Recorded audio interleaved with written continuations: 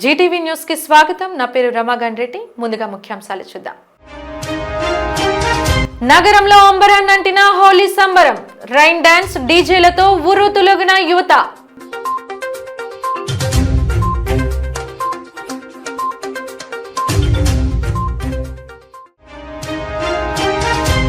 మంగళగిరిలో గోశాలను ప్రారంభించిన మంత్రులు పిమ్మసాని, లోకేష్లు. గో సంరక్షణ ప్రభుత్వ బాధ్యత అని వెల్లడి.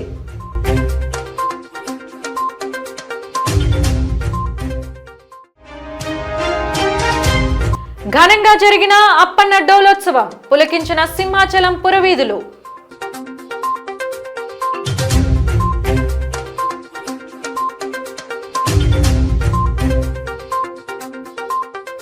పట్టణంలో రంగుల పండగ హోలీ సంబరాలు అంబరాన్నంటాయి. ఎటు చూసినా రంగులు కానవచ్చాయి. ముఖ్యంగా కొన్ని ప్రాంతాల్లో జరిగిన హోలీ ఈవెంట్స్ లో యువత ఉర్రూతులొగారు. రైన్ డాన్స్లు, డీజే మ్యూజిక్లతో నగరం నూతన శోభను సంతరించుకుంది. విశాఖలో జరిగిన హోలీ వేడుకలకు సంబంధించిన మరింత సమాచారాన్ని మా ప్రతినిధి ప్రసాద్ అందిస్తారు. విశాఖ నగరంలో హోలీ సంబరాలు అంబరాన్ని అంటున్నాయి. ఇటు వసంతోత్సవాన్ని అయితే కనుక అంగరంగ వైభవంగా నిర్వహించేందుకు కొన్ని ఈవెంట్ సంస్థలు కూడా ముందుకు రావడం మరింత ఆకర్షణగా నిలిచింది. ఇటు విశాఖపట్నం బీచ్ రోడ్లోనే హోలీ సంబరాలు అంబరాన్ని గత రోజులతో పోల్చుకుంటే కనుక ఇప్పుడు వీధుల్లో అదేవిధంగా విశాఖలో వెలిసినటువంటి నూతన ఈవెంట్ వేదికలుగా అయితే కనుక హోలీ సంబరాలు అంబరాన్ని అవుతున్న నేపథ్యం కనిపిస్తుంది. పలు ముఖ్యమైన ప్రాంతాల్లో అంటే ఇప్పుడు విశ్వనాథ్ స్టేడియంలో కూడా అంటే పాత పోస్ట్ స్టేడియంలో కూడా ఈవెంట్ నిర్వహించబడుతుంది. చూద్దాం, లోపలికి వెళ్ళి చూద్దాం అసలు అంబరాన్ని నమ్ముతున్న ఈ సంబరం ఏ విధంగా జరుగుతుంది, అదేవిధంగా ఎటువంటి ఆనందోత్సవాల మధ్య దగ్గర నగరవాసులు హోలీ వేడుకలు జరుపుకుంటారనే విషయం ఈరోజు మీ అందరికీ మా జీటీవీ ద్వారా మీ అందరికీ చూపించే ప్రయత్నం చేయబోతున్నాం. రండి.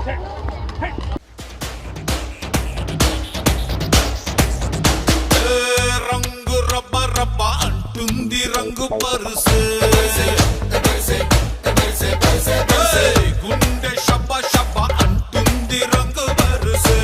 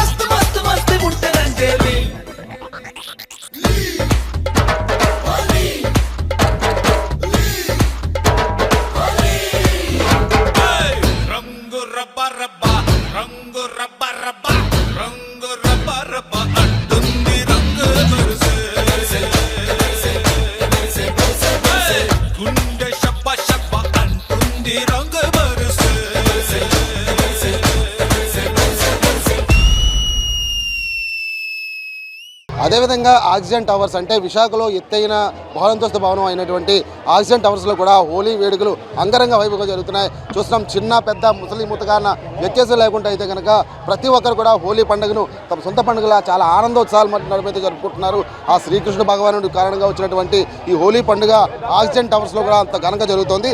అయితే ఆక్సిజన్ టవర్స్ యొక్క నిర్వాసులు మన దగ్గర ఉన్నారు. వీళ్ళని తెలుసుకునే ప్రయత్నం సార్, ప్రతి పండుగను కూడా ఆహ్లాదంగా చాలా ఆనందంగా జరుపుకున్నటువంటి ఆక్సిజన్ టవర్స్లో హోలీ పండుగ నిర్వహించాలన్న థాట్ ఏ విధంగా వచ్చింది? ఇంత ఆహ్లాద వాతావరణాన్ని ఎలా క్రియేట్? ఈ హోలీ అనేది ఇప్పుడు కొత్తగా వచ్చింది కాదు. ఈ ఆక్సిజన్ టవర్లో ఫస్ట్ నుంచి కూడా మేము జరుపుకుంటున్నాం. ఈ ఆక్సిజన్ టవర్లో ప్రతి ఫెస్టివల్, ఇండియాలో జరిపే ప్రతి ఫెస్టివల్ కూడా మరి కులం మతం అని లేకుండా అన్ని మతాలకు సంబంధించిన ఫెస్టివల్స్ అన్నీ కూడా జరుపుకుంటాం. క్రిస్మస్ జరుపుకుంటాం, ఆల్ ఫెస్టివల్స్ చేసుకుంటాం. ఇక్కడ అన్ని మతాల వాళ్ళు ఉన్నారు, అన్ని ప్రాంతాల వాళ్ళు ఉన్నారు. So we mix like anything. So ఈ పండుగ అంటే ఇంకా మాలో ఉన్న ఫ్రెండ్షిప్ని ఇంకా పెంచుతుంది, రిలేషన్స్ ఇంకా పెంచుతుంది. మీరు చూస్తూనే ఉన్నారు, పిల్లలు పెద్దలు ఈవెన్ ఏజ్డ్ పీపుల్ అందరూ కూడా వచ్చి ఈరోజు మార్నింగ్ 9 దగ్గర నుంచి 12 గంటల వరకు ఈ విధంగా ఎంజాయ్ చేస్తారు. దీని ద్వారా మాలో ఒకరికొకరు స్నేహం పెంచుకోవడానికి ఇదే కలర్ఫుల్ ఫెస్టివల్. ఇదివరకు ఇప్పుడు నార్త్ ఇండియా ఉండేది, ఇప్పుడు మన సౌత్ ఇండియాలో కూడా బాగా ఇది వ్యాప్తి చెందింది. ఆక్సిజన్ టవర్స్లో ప్రతిదీ జరుపుతాం. సార్, మీకు ఏ విధంగా అనిపిస్తుంది? ఇది ఆక్సిజన్ టవర్స్లో లాస్ట్ 7 years నుంచి చేస్తున్నామండి. కొత్త కాదు ఇది, మా అందరికీ ఎంత ఉత్సాహంగా జరుగుతుంది. ఇందులో ఎవరికైనా ఉన్న యూగోస్ కానీ వదులుకొని పాతోళ్ళు కొత్తోళ్ళు అందరూ కలవలేని వాళ్ళు కూడా కలిసి ఏ డిస్ప్యూట్స్ లేకుండా అందరూ ఈ వేట వరకు కంటిన్యూస్గా చేస్తున్నాం. భవిష్యత్తులో కూడా ఇలాగ ఉంటుంది. దీనికి వయసుతో సంబంధం లేదు. పెద్దలు, పిల్లలు, ముసలోళ్ళు, ముతకోళ్ళు ఎవరైనా సరే వచ్చి చూశారు కదా వాతావరణం. ఇక్కడ ఫ్రీగా కొందరు ఏమో ఇలాగ టిఫిన్ స్పాన్సర్ చేస్తారు, ఫుడ్ స్పాన్సర్ చేస్తారు, కలర్స్ మైక్ ఇవన్నీ ఏంటంటే అద్భుతమైన వాతావరణంలోని ఈ గేటెడ్ కమ్యూనిటీలోని ఇంత బాగా జరుగుతుంది. సో అందరూ కూడా వైజాగ్లోని టాప్ క్లాస్ హోలీ అన్నది మాత్రం. థ్యాంక్స్ అండి, మీ అందరూ వచ్చినందుకు, మీ టీవీలో మాది ఇలా ప్రసారం చేస్తున్నందుకు we are very proud of your TV. Thank you. ఏ ఫెస్టివల్ జరిగిన అన్ని ప్రెస్ వాళ్ళు వస్తుంటారు, బాగా కవర్ చేస్తుంటారు. ఇది big city, oxygen towers is a big city in this Visakhapatnam. చూసాం కదా, ఆక్సిజన్ టవర్స్లో ఒక కుటుంబ నేపథ్యాన్ని, అదేవిధంగా ఒక ఫ్రెండ్లీ నేచర్ని క్రియేట్ చేసుకుంటూ ఇటువంటి పండుగల ద్వారా అయితే కనుక ఈ ఒక ఆహ్లాదకరమైన వాతావరణాన్ని క్రియేట్ చేసుకోవడానికి అయితే కనుక ఇటువంటి పండుగలు దోహదపడతాయని చెప్పి ఇక్కడ ఉన్నటువంటి నివాసులు చెప్తున్నారు. అంతేకాకుండా ప్రతి ఒక్క పండుగను కూడా ఆనందంగా జరుపుకుంటున్నారు, కుల మత లింగ విభేదాలు లేకుండా చేసుకుంటున్నారు. చూద్దాం, ఇంకా విశాఖ నగరంలో ముఖ్యమైన ప్రాంతం బీచ్ రోడ్లో కూడా హోలీ పండుగ అంబరాన్న ఉంటుందని చెప్పి సమాచారం తెలిసింది. అక్కడ కూడా వెళ్దాం. బీచ్ రోడ్లో కూడా ఎటువంటి కార్యక్రమాలు జరుగుతున్న విషయం ఈరోజు మీ అందరికీ కూడా చూపించబోతున్నాను.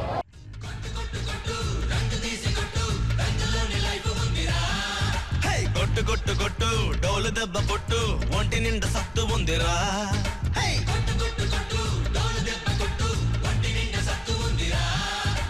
ఎర్ర రంగులోన చూడు గుర్రగుండి జోరు ఉంది, పచ్చ రంగులోన చూడు పడుచు కళ్ళ గీర ఉంది. రంగు ఏదైనా గాని ఊరు వేరైనా గాని రారో మనమంతా ఒక్కటే.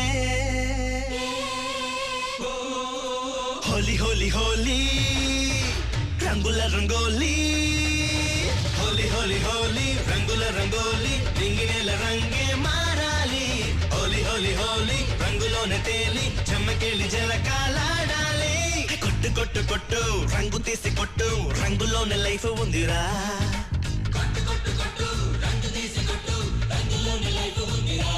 ఓ యా.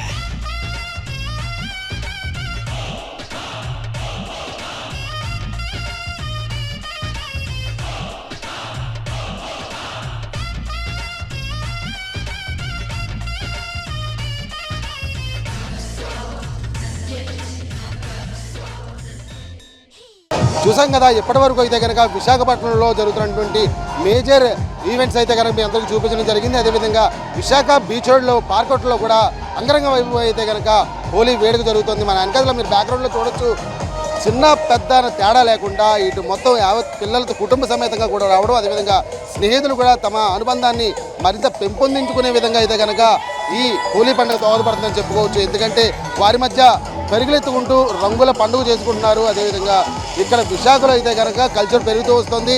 ఇటు పర్యాటకంగా కావచ్చు, లేదంటే దినదినాభివృద్ధి చెందుతున్నటువంటి విశాఖలో కూడా హోలీ పండుగ రోజు రోజుకి అంటే సంవత్సరం కూడా ఈ అంబరాన్ని అంటిస్తూ కొన్ని ఈవెంట్లు కూడా ముందు రావడం జరుగుతుంది. భారీ స్థాయిలో అయితే ఈవెంట్లు జరుగుతున్నాయి. రైన్ డ్యాన్సుల్లో అయితే కనుక యువత హుషారుగా కిరాక్ అనేటువంటి మ్యూజిక్ సౌండ్స్తో, డీజే మ్యూజిక్తో అయితే కనుక చాలా ఉత్సాహంగా ఆరాటపరంగా చేస్తున్నారు. చాలామంది చూస్తున్నారు, వయసు తారతమ్యం లేకుండా కూడా ప్రతి ఒక్కరు కూడా డ్యాన్సులు వేస్తూ తమ ఆనందాన్ని వ్యక్తం చేస్తూ హోలీ పండుగను అంటే మళ్ళీ వచ్చే సంవత్సరం వరకు కూడా హోలీ పండుగ మర్చిపోలేకుండా ఉండే విధంగా కూడా జరుపుకుంటున్నారు. కుటుంబ సమేతంగా వచ్చి అంటే ఇది మన ఆంధ్ర తెలంగాణ రాష్ట్రాల వైపు కూడా ఈ పండుగ మరింత హోరెత్తిస్తూ జరుగుతుంది. హోలీ పండుగ అంటే ఆనందాలు జరుపుకునే రంగుల పండుగగా విశాఖ నగరం అయితే కనుక యావత్తు రంగులతో విశాఖ నగరం దేదీప్యమానంగా వెలుగుతోంది. విశాఖలో ఉన్నటువంటి మేజర్ ఈవెంట్స్, అదేవిధంగా బీచ్ రోడ్డు చాలా ఆహ్లాదకరంగా కలిగిస్తుంది. బీచ్ రోడ్లో కూడా పండుగ వాతావరణం నెలకొంది.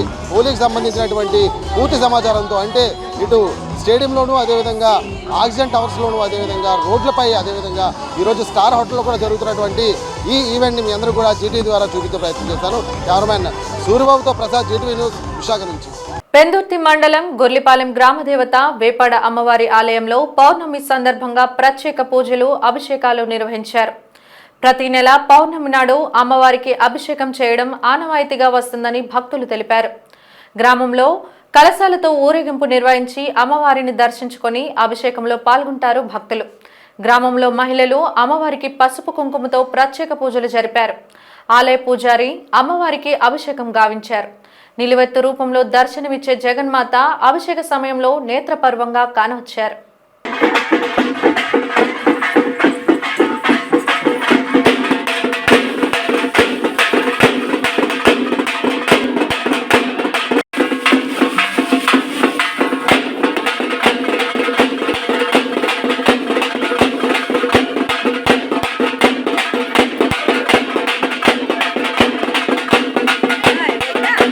మనోజ్యోతి ఆశ్రమం వారి ఓంకార్ స్వరూప్ శ్రీ లహరి కృష్ణ అమృత్ గీతాయన్ హిందీ ఆడియో ఆల్బమ్ మార్చి 16వ తేదీన ఆదివారం గురజాడ కళాక్షేత్రంలో విడుదల చేయనున్నట్లు మనోజ్యోతి ప్రతినిధి నరవ ప్రకాష్ రావు తెలిపారు. వైజాగ్ ప్రెస్ క్లబ్లో ఏర్పాటు చేసిన మీడియా సమావేశంలో కార్యక్రమానికి సంబంధించిన పోస్టర్ను, ఇన్విటేషన్ను ఆశ్రమ నిర్వాహకులు ఆవిష్కరించారు.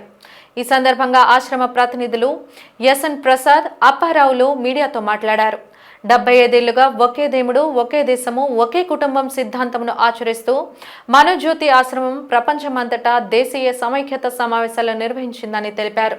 దీనిలో భాగంగానే గురజాడ కళాక్షేత్రంలో ఆడియో ఆల్బమ్ విడుదలను ఏర్పాటు చేశామన్నారు. దేశ్ సేవా షీర్ లారీ ప్రొడక్షన్ వారి ఓంకార్ స్వరూప్ శ్రీ లహరి కృష్ణ అమృత్ గీతాయన్ అను హిందీ ఆధ్యాత్మిక పాటల ఆల్బమ్ విడుదల కార్యక్రమం వైభవంగా నిర్వహించినట్లు వెల్లడించారు.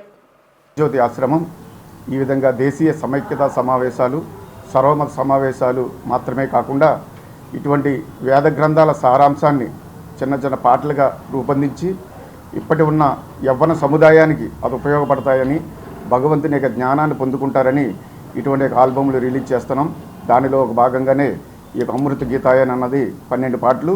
దాన్ని వేదాల సారాంశంగా దాన్ని చిత్రీకరించి అనేక మంది మంచి మంచి గాయకులు శంకర్ మహాదేవన్ గారు, అనూప్ జలోటా, రాజ్యలక్ష్మి ఈ విధంగా వాళ్ళు పాడి అదంతా కూడా తయారు చేసి మనోజ్యోతి ఆశ్రమం నుంచి ఇక్కడ విడుదల చేయబోతున్నాం. ఇక్కడ ఎందుకు విడుదల చేస్తున్నామంటే ఈ యొక్క ప్రాంతంలో కూడా మన భారతదేశ రాష్ట్ర భాష అయినటువంటి హిందీ తెలిసినటువంటి వాళ్ళు చాలామంది ఉన్నందువలన వాళ్ళందరికీ ఇది అందజేయాలని ఈ కార్యక్రమాన్ని ఇక్కడ నిర్వహిస్తున్నాం. దానికి మనోజ్యోతి ఆశ్రమ అధ్యక్షులు గౌరవనీయులు పాల్ ఉపాసన నవరాజ గారు వచ్చారు.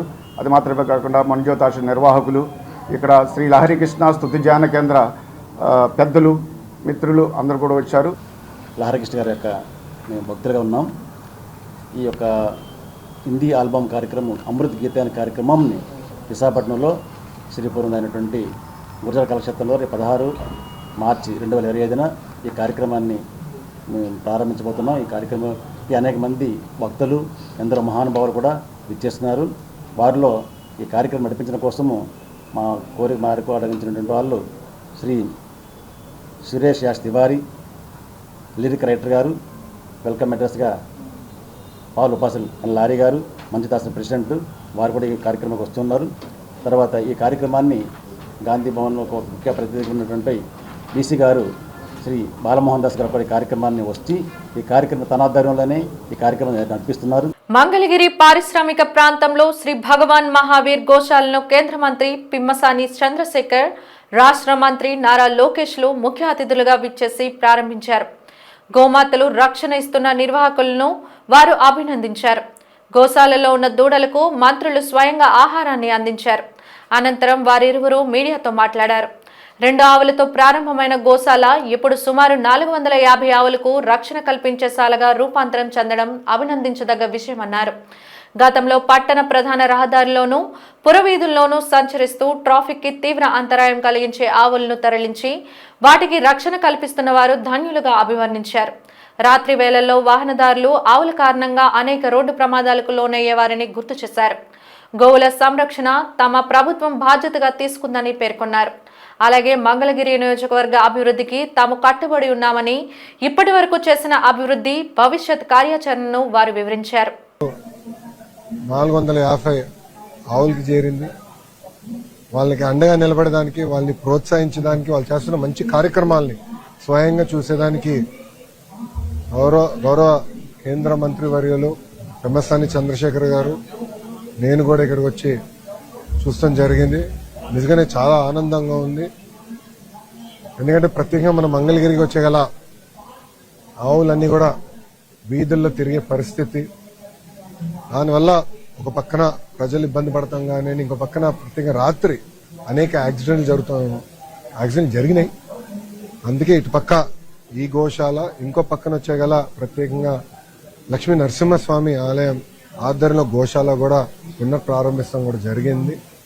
సో మంగళగిరి నియోజకవర్గ పట్టణం లోపల ఆవులు రోడ్డు పైన తిరగకూడదు అనేది ఒక లక్ష్యంగా పెట్టుకున్నాం. ఎందుకంటే దానివల్ల ప్రజలు అనేక ఇబ్బందులు ఎదుర్కొన్నారు. వాళ్ళు గోశాలలు పెడితే బాగుంటుందనే లక్ష్యంతో మన కూటమి ప్రభుత్వం పనిచేస్తుంది. మంగళగిరి నియోజకవర్గం వచ్చేగల ఆనాడు నేను ప్రజలందరినీ కోరాను, భారీ మెజారిటీ ఇవ్వండి. నాకు మీరు ఎంత ఎక్కువ మెజారిటీ ఇస్తే అంత బలం మంచి పనులు అభివృద్ధి చేసాక నాకు వస్తుందని చెప్పడం జరిగింది. దాంట్లో భాగంగా ఆంధ్ర రాష్ట్ర చరిత్రలో ఎప్పుడు రాని విధంగా మంగళగిరి నియోజకవర్గం మెజారిటీ ఇస్తాం జరిగింది. మొన్న జరిగిన ఎన్నికల్లో హైయెస్ట్ మెజారిటీస్ ఆంధ్ర రాష్ట్ర చరిత్రలో వస్తాం జరిగింది. దాంట్లో మంగళగిరి 3వ స్థానంలో ఉంది. అంటే అటు పక్కన గాజువాక, భీమిలి తర్వాత మంగళగిరిలో పెద్ద ఎత్తున ప్రజలను ఆశీర్వదించారు, దీవించారు, గెలిపించారు. నాకు నా గౌరవం నిలబెట్టారు. వాళ్ళకి నేను రుణపడి ఉంటాను. అనేక అభివృద్ధి సంక్షేమ కార్యక్రమాలు కూటమి ప్రభుత్వం ప్రారంభించింది. ఈరోజు నేను గర్వంగా చెప్పగలుగుతాను, దశాబ్దాలకు ఏదైతే ఇంటి పట్టాలు అంటే ఎంక్రోచ్మెంట్ రెగ్యులరైజ్ చేయాలని ప్రజలు మొత్తుకుంటా ఉన్నారు. నిన్న మొదటి పట్టా ఇప్పటంలో జనరేట్ అయింది. ఇప్పటికీ మొదటి విడతలో సుమారుగా 5,000 మందికి ఇల్లు పట్టాలు ఉగాది తర్వాత ఇవ్వాలనే లక్ష్యం పెట్టుకుని మేము పనిచేస్తున్నాం. ఎయిమ్స్ సెంట్రల్ సంబంధించింది కాబట్టి దాన్ని రివ్యూ చేయమన్నారు. నేను లాస్ట్ వీక్ దాన్ని రివ్యూ చేసి ఇప్పుడు కెపాసిటీ 60% ఉంది. దాన్ని 100%కి ఏ విధంగా కెపాసిటీ బెడ్స్ చేయటం కానీ, ఆపరేషన్ థియేటర్స్ కానీ, లేకపోతే నర్సింగ్ స్టాఫ్ కానీ, లేకపోతే స్టాఫ్ క్వార్టర్స్ కానీ, ఇవి అదేవిధంగా బయట నుంచి ప్రాంతాల నుంచి వచ్చేవాళ్ళు అక్కడ ఉండటానికి ధర్మశాలని సిఎస్ఆర్ ఫండ్స్ కింద ఏ విధంగా చేయాలి, ఇవన్నీ డిస్కస్ చేసి ఎయిమ్స్ ఒకటి టేకప్ చేస్తా ఉన్నాం. అదేవిధంగా వారు చెప్పినట్టు రైల్వే బ్రిడ్జ్, ఇదేంటంటే ఇనిషియల్గా బాబు గారు విజనరీ 6 లేన్లు ఉంటే మన ఫ్యూచర్లో బాగుంటుంది అనే ఉద్దేశంతో వారు 6 లేన్స్ ప్రపోజ్ చేశారు. అయితే అక్కడ ఉన్నటువంటి ప్రస్తుతం ఉన్న ట్రాఫిక్ దృష్ట్యా రైల్వే వాళ్ళు అంతకంటే ఎక్కువ ఇవ్వలేరు కాబట్టి వాళ్ళు 4 లైన్స్ ఇస్తా అన్నారు. సో ఈ డిపిఆర్లు బ్యాక్ అండ్ ఫోర్త్ మీకు తెలియంది కాదు. ఇక్కడ నుంచి సౌత్ సెంట్రల్ రైల్వే, అక్కడ నుంచి బోర్డుకి వెళ్ళిన తర్వాత మినిస్ట్రీ 4 దగ్గర అప్రూవ్ అవ్వాలి. ఫైల్ చేంజ్ అయితే మళ్ళీ మొదటి నుంచి ప్రాసెస్ రావాలి, ఎస్టిమేషన్స్ చేంజ్ చేయాలి. కాబట్టి అది కొంచెం లేట్ అయింది, రేపు ఏప్రిల్లో వస్తుంది. ఇవి కాకుండా ఇళ్ల పట్టాలకు ఏదైతే ఇచ్చారో అది ఆ forest land, railway land clear చేయడం అనేది చాలా కష్టమైన పని, అంత ఈజీ కాదు. బట్ అయితే దాని గురించి ఏ విధంగా ఎన్ని విధాలుగా ట్రై చేయగలమో అవన్నీ ఆల్టర్నేట్ ల్యాండ్స్ చూపించడం, ఇంకోటో ఏదో మా తిప్పలు పడి అవన్నీ కూడా చేస్తామని మీ అందరికీ మనస్ఫూర్తిగా తెలియజేస్తున్నాం. విశాఖ స్టీల్ ప్లాంట్ పరిరక్షణ కోసం జరుగుతున్న ఉద్యమాన్ని నిర్బంధాలతో అణచలేరని ఉక్కు పోరాట కమిటీ నాయకులు ప్రభుత్వాన్ని హెచ్చరించారు. కుర్మనపాలెం దీక్ష శిబిరం వద్ద రాష్ట్ర జేఏసీ పిలుపు మేరకు విశాఖ ఉక్కు పరిరక్షణ పోరాట కమిటీ ఆధ్వర్యంలో ధర్నా నిర్వహించారు. ఈ ధర్నాను ఉద్దేశించి నాయకులు మాట్లాడుతూ స్టీల్ కార్మికులు, తెలుగు రాష్ట్ర ప్రజల ఉమ్మడి పోరాటంతో రాష్ట్ర ప్రభుత్వం ఒత్తిడి మేరకు కేంద్రం ప్యాకేజీని ప్రకటించిందని, కానీ దాని నుంచి ఒక్క పైసా కూడా స్టీల్ ప్లాంట్ అభివృద్ధికి కానీ, ఉపాధి కల్పనకు కానీ, ఉత్పత్తి వ్యయానికి కానీ, ఆఖరికి కార్మికుల వేతనాలు చెల్లించడం కోసం కానీ వినియోగించకుండా ఆంక్షలు విధించిన కేంద్ర ప్రభుత్వ విధానాన్ని తీవ్రంగా విమర్శించారు. ఇదే సమయంలో కార్మికుల సంఖ్యను తగ్గించి ఉత్పత్తి పెరగాలని ప్రభుత్వం ఆదేశించడం, దాన్ని గుడ్డిగా యాజమాన్యం అమలు చేయడం హాస్యాస్పదంగా ఉందని ఆయన వివరించారు.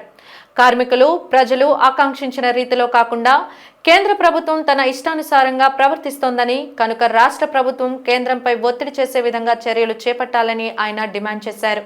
తిరిగి యథావిధిగా కొనసాగుతుంది అని చెప్పేసి పోరాట కమిటీగా మేము అభిప్రాయపడుతున్నాం. అంతేకాకుండా ఈ మధ్య జరుగుతున్న పరిణామాలను మనం గమనిస్తే ఈరోజు ముఖ్యంగా విశాఖ నిర్వాసితులు చాలామంది ఉన్నటువంటి ఈ యొక్క కర్మాగారంలోని నిర్వాసితులు ముఖ్యంగా ఉన్నటువంటి కర్మాగారంలోని ఈరోజు కాంట్రాక్ట్ కార్మికుల్ని అన్యాయంగా తొలగించడం కానీ, అలాగే కార్మికులు పనిభారం ఎక్కువ అవుతున్నటువంటి ఇలాంటి సమయంలో వీఆర్ఎస్ రూపంలో దాదాపు 1140 మంది కార్మికుల్ని వీఆర్ఎస్ ఇచ్చి ఈ నెలాఖరికి బయట పంపించే కార్యక్రమం యాజమాన్యం ప్రభుత్వాలు చేస్తున్నాయి. ఈరోజు కేంద్ర మినిస్టర్ గారే చెప్పారు, ఈరోజు జూన్ కల్లా 3వ BF మొదలు పెడతాం, 2 సంవత్సరాల్లోని ఉత్పత్తి 100% తీసి గణనీయ లాభాలు తీసుకొస్తామని చెప్పడం జరిగింది. మంత్రివర్యులకి మేము విశాఖ ఉక్కు పరిరక్షణ పోరాట కమిటీగా ఒకటే మేము అడుగుతున్నాం. ఈ రోజు కాంట్రాక్ట్ కార్మికులను తొలగిస్తూ, అలాగే వీఆర్ఎస్ రూపంలోని ఉద్యోగులను తొలగిస్తూ, ఇలాగ ఏవైనా సరే ఈరోజు కార్మికులకు రావాల్సిన జీతభత్యాలు కానీ, కార్మికులకు రావాల్సిన ఏరియాస్ విషయంలో మాట్లాడుతున్నటువంటి కార్మిక సంఘాల నాయకులు కానీ, పోరాట కమిటీ నాయకులు కానీ ఈరోజు షోకాస్ నోటీసులు ఇచ్చి బెదిరింపు కార్యక్రమాలు చేస్తున్నటువంటి ఈ యాజమాన్యం ఏ విధంగా విశాఖపట్నం స్టీల్ ప్లాంట్ ముందుకు తీసుకువెళ్తుంది? విశాఖపట్నం స్టీల్ ప్లాంట్ అమ్మాలని చెప్పేసి 2021లో మీరు నిర్ణయించిన తర్వాత ఈ 4 సంవత్సరాల్లో సుమారు 11,000 కోట్ల రూపాయలు నష్టం వచ్చింది మీ విధానాల వల్ల. ఆ నష్టాన్ని పూడ్చుకోవడానికి కోసం, ఆ నష్టాన్ని తీర్చడం కోసం మాత్రమే మీ ప్యాకేజీ ప్రకటించారు తప్ప విశాఖపట్నం స్టీల్ ప్లాంట్ నడపడానికి కాదు అని చెప్పి మీకు క్లియర్గా చెప్తా ఉన్నాం. ఎందుకనంటే విశాఖపట్నం స్టీల్ ప్లాంట్లో ఉద్యోగస్తుల్ని తొలగించేస్తున్నారు. వీఆర్ఎస్ పేరు మీద పర్మనెంట్ కార్మికుల్ని, ఈ పేరు మీద కాంట్రాక్ట్ కార్మికులు తొలగించేస్తా ఉన్నారు. కార్మికులను తొలగించి ఉత్పత్తి పెంచడం ఏ విధంగా సాధ్యం అడుగుతా ఉన్నాం మేము. అదేవిధంగా ఉపాధికి అవకాశం లేకుండా నిర్వాసితులు ఈరోజు సుమారు 8,000 మంది నిర్వాసితులు ఉద్యోగాల కోసం ఎదురు చూస్తూ ఉంటే దీన్ని ఎక్స్పాండ్ చేసి దీన్ని మరింత ఆధునీకరించి ఉత్పత్తి పెంచి వాళ్ళకి ఉద్యోగాలు కల్పిస్తామని చెప్పేసి వాళ్ళు ఆశిస్తుంటే అది లేకుండా ఏ విధంగా మీరు చేస్తారని చెప్పి అడుగుతున్నాం. అంటే ఉపాధికి హామీ లేదు, ఉద్యోగాలకు హామీ లేదు, ఉద్యోగుల యొక్క జీతాలకు హామీ లేదు, మరి ఎందుకు ఈ ప్యాకేజ్ అని చెప్పి మేము అడుగుతా ఉన్నాం ఈ రోజున. కాబట్టి మేము కోరుకున్నది ఏంటంటే విశాఖపట్నం స్టీల్ ప్లాంట్ని తక్షణమే మీరు ప్రకటించినటువంటి ఏదైతే స్ట్రాటజిక్ సేల్ ఉందో ఆ స్ట్రాటజిక్ సేల్ నిర్ణయాన్ని ఉపసంహరించుకోవాలి. ఈ నెల 12వ తేదీన విశాఖ నగర పోలీస్ కమిషనర్ సంకభ్రత బాగ్చి చూపిన ఉదార స్వభావానికి 10 సంవత్సరాలుగా కుటుంబానికి దూరమైన ఒక వ్యక్తి మరల ఆ కుటుంబానికి చేరువయ్యారు. దీనికి సంబంధించిన వివరాలను ఏసీపీ అన్నపు నరసింహమూర్తి మీడియాకు వివరించారు. బీచ్ రోడ్లో ప్రయాణిస్తున్న సమయంలో కమిషనర్ బస్ స్టాప్లో ఒక ఒంటరి వ్యక్తిని చూసి చలించిపోయిన ఆయన ఎంవీపీ పోలీసులకు ఆ వ్యక్తిని షెల్టర్ హోమ్కి తరలించాలన్న ఆదేశానుసారం తాము వెళ్లి ఆయనకు ఉపరియులు చేసి వివరాలు అడిగామన్నారు. తాను నిజామాబాద్ జిల్లాకు చెందిన వ్యక్తినని, తనకు ఒక కుటుంబం కూడా ఉందని చెప్పడంతో పూర్తి వివరాలు సేకరించి కుటుంబ సభ్యులకు సమాచారం అందించామన్నారు. విషయం తెలుసుకున్న ఆ వ్యక్తి సోదరుడు రావడంతో ఆయన్ను అతనికి అప్పగించినట్టు పేర్కొన్నారు. పోలీస్ కమిషనర్ హోదాలో ఉండి ఇంతటి ఉదార స్వభావాన్ని చాటుకున్న సంకభ్రత బాగ్చి ఎంతో మందికి ఆదర్శంగా నిలుస్తారని కొనియాడారు. ఒక వ్యక్తిని చూశారు, ఒక డస్ట్బిన్ దగ్గర ఒక వ్యక్తి ఉండడం చూసి ఆ వ్యక్తికి ఆహారం లేదేమో, ఆ వ్యక్తి చినిగిన వస్త్రాలతోటి గడ్డాం బెసాలతో ఉంటే ఆ డస్ట్బిన్ దగ్గర ఉన్నారు కాబట్టి ఆయన దారిన వెళ్తూ ఇతన్ని చూసి అతనికి వెంటనే తీసుకువెళ్ళి శుభ్రపరిచి ఆహారం అది పెట్టి ఆయన్ని ఆదుకోమని చెప్పేసి అని చెప్పారు. ఎందుకంటే ఈ మధ్యన నగరంలో ఇలాంటి వారిని షెల్టర్ హోమ్స్ గట్ట చేర్చే కార్యక్రమం ఆయన చేపట్టారు. అందులో భాగంగా వారు దారిన పోతూ చూసి మాకు వెంటనే చెప్పిన వెంటనే మా ఎంవీపీ పోలీసు వారు తక్షణమే స్పందించారు. షెల్టర్ హోమ్ తీసుకెళ్తే ఆయన కొంచెం స్థిమిత పడిన తర్వాత తెలిసింది ఆయన నిజామాబాద్ జిల్లా కామారెడ్డికి చెందినవారని. ఏదో గత 10 సంవత్సరాల క్రితమే అక్కడి నుంచి హైదరాబాద్ వచ్చి అక్కడి నుంచి తప్పిపోయినట్లు, ఇక్కడ రాను తిరిగి విశాఖపట్నం వచ్చేసరికి ఇక్కడ ఆయన మన కమిషనర్ గారి దృష్టిలో పడిన తర్వాత ఆయన స్వగ్రామం వివరాలు చెప్పిన తర్వాత అతని భార్య పాప ఉండేటట్లు ఆ వివరాలన్నీ ఇచ్చిన తర్వాత మనం నిజామాబాద్లో ఉన్న వాడి బ్రదర్కి తమ్ముడు ఆయన కబురు చేశాం. ఆయన బయలుదేరి రాత్రి చేరుకున్నారు ఇక్కడికి. వాళ్ళ బ్రదర్గా ఆయన గుర్తించాడు కాబట్టి ఆయనకి అప్పచెప్తున్నాం. అంటే ఇందులో విశేషం ఏంటంటే 10 సంవత్సరాల క్రితం ఆయన తప్పిపోవటం, ఇక్కడ కనపడటం, మా commissioner of police Shankhabrata Bagchi గారికి ఆయన కనపడటం, ఆయన కూడా ఆయన మానవత్వానికి ఇది ఒక నిదర్శనం. అంటే దారిన పోయినారు కమిషనర్ లెవెల్లో చూసి వాళ్ళ గురించి బాధ్యత తీసుకోవడం అనేది చాలా రేరెస్ట్ పనులు. మనం కూడా చాలామందిని చూస్తుంటాం, మనం ఎక్కడ అటువంటి బాధ్యత తీసుకున్న దాఖలాలు కనపట్లేదు. ఆయన బాధ్యత తీసుకుని చెప్పి ఆయన ఇన్స్ట్రక్షన్స్ మా ఎంవీపీ పోలీసు వాడు కంప్లైంట్ చేసినందువలన ఆ ఇన్స్ట్రక్షన్స్ని బాధ్యతతో చేసినందువలన 10 సంవత్సరాల క్రితం తప్పిపోయిన వ్యక్తిని ఆ కుటుంబానికి రీయూనియన్ చేయగలిసినాం. ఇది చాలా గొప్ప విషయం నేను భావిస్తున్నాను. ఉత్తరాంధ్ర జిల్లాల ఆరాధ్య దైవం శ్రీ వరాహలక్ష్మీ నరసింహస్వామి వారి డోలోత్సవం ఘనంగా జరిగింది. ప్రతి ఏటా హోలీ రోజున ఈ ఉత్సవాన్ని వైభవంగా నిర్వహిస్తారు. సుప్రభాత్ సేవ అనంతరం స్వామి పల్లకిపై సింహగిరి క్రిందకు చేరుకొని తన సోదరి పైడితలమ్మ కుమార్తెలను ఇచ్చి వివాహం చేయమని కోరుతారు. అందుకు అమ్మవారు అంగీకరించడంతో ఆనందంతో రంగులు చల్లుకొని ఊయల్లో ఊగుతారు.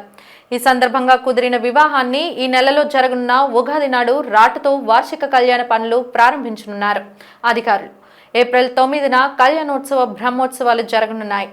ఈ డోలోత్సవంలో భీమిలి ఎమ్మెల్యే గంటా శ్రీనివాసరావు పాల్గొని స్వామివారి ఆశీస్సులు తీసుకున్నారు. అనంతరం భక్తుల దర్శనార్థం గ్రామ తిరువీధుల్లో ఊరేగింపు జరుపుకొని సింహగిరికి చేరుకున్నారు అప్పన్నస్వామి.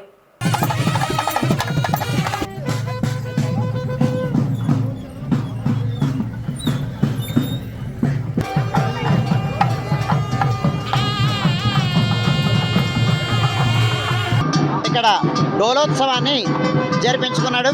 విశ్వక్సేనారాధనం, పుణ్యాహవచనం, సూర్ణ అధిదేవత ఆవాహనం, ఆరాధనం అయిన తర్వాత సూర్ణ సమర్పణం, వసంత సమర్పణం అయిన తర్వాత స్వామి డోలికలు విశేష ఆరాధనం జరిపించి డోలాయమానం గోవిందం మంచస్థం మధుసూదనం రథస్థం వామనం దృష్ట్యా పునర్జన్మ నవిద్యతే అని ఆ పునర్జన్మ రాహిత్యం ఏర్పడడం కోసమని ఈ డోలికలో ఉండేటువంటి స్వామిని సేవించడం అనేటువంటిది పరమ లక్ష్యం. ఇవాళ హోళికా పూర్ణమని, డోలా పూర్ణమని, అలాగే మన ప్రాంతంలో ఇక్కడ ఈ గ్రామీణమైన వ్యవహారం బొట్టెనడుగు పున్నమి అని ఇక్కడ స్వామివారి సోదరి పైడి తల్లి అమ్మవారు, ఆ అమ్మవారి దగ్గరికి వెళ్ళి ఆ అమ్మాయిని అడగడం కోసం స్వామి వస్తారని, ఆమె యొక్క కోరిక మేరకి ఆమెతో విజయమంది స్వామి ఆమెని సంతృప్తిపరుస్తారు అని ఒక నానుడి. వైదిక స్వాములు అన్నీ కూడా అన్ని శాస్త్రోక్తంగా అన్ని కార్యక్రమాలను ప్రారంభించడం జరిగింది. ఆ తదుపరి డోలోత్సవం, వసంతోత్సవం, ఇప్పుడు గ్రామోత్సవంకి స్వామివారు ఆల్రెడీ వేయించేసి ఉన్నారు. అది 4 వీధులు తిరిగి వచ్చిన తర్వాత స్వామివారికి కొండపైకి ఈ 30వ తేదీ ఉగాది రోజున పందిరరాట మహోత్సవం జరగబోతుంది. తదుపరి 8వ తేదీన ఏప్రిల్ 8వ తేదీన స్వామివారి కళ్యాణం వైభవంగా జరుపుకోవడానికి అన్ని ఏర్పాట్లు సిద్ధంగా చేసుకున్నాము. వార్తలు ముగించే ముందు ముఖ్యాంశాలు మరోసారి. నగరంలో అంబరాన్నంటిన హోలీ సంబరం, రైన్ డాన్స్, డీజేలతో ఉర్రూతులొగిన యువత.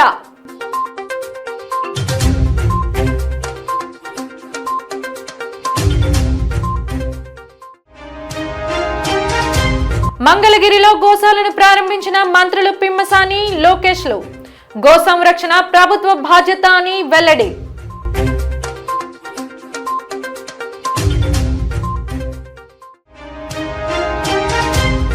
ఘనంగా జరిగిన అప్పన్న డోలోత్సవం, పులకించిన సింహాచలం పురవీధులు.